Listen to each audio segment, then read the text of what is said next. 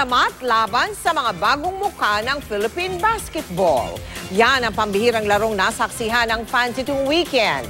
Samantala, marami naman ang nadurog ang puso sa balitang hindi na maglalaro sa Gilas, Pilipinas. Ang tinaguriang Pinoy sa Kuragi na si Mark Pingris. Yan ang tinutukan ni Mav Gonzalez. Pagalingan sa hardcourt ang mga basketball legend at bagong basketball superstar sa Rice Legacy Night noong weekend. Kasama sa Team Legacy ang ilang pangalang nakatatak na sa Philippine basketball tulad ni na Alvin the Captain Patrimonio at Triggerman Alan Caidic. Nasa Team Destiny naman ang mga mas bagong basketball stars gaya ni na L.A. Tenorio at Jeff Chan.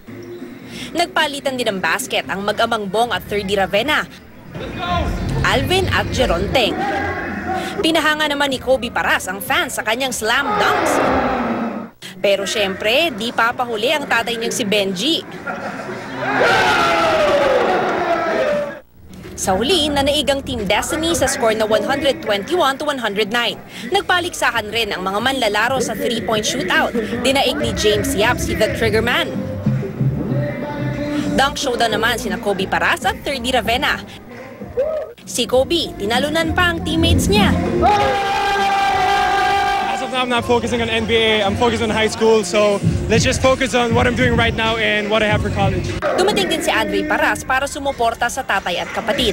Si Andre nga, hindi rin pinaligtas ang Aldab fever. Oo naman, parang Aldab yan. Kakatuluyan yan.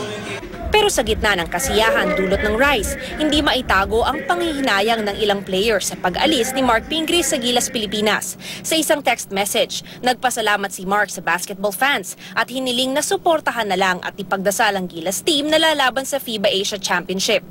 It's tough. It hurts, you know, to have a guy who plays with so much heart for the country. Mav Gonzalez, Nakatutok, 24 Oras.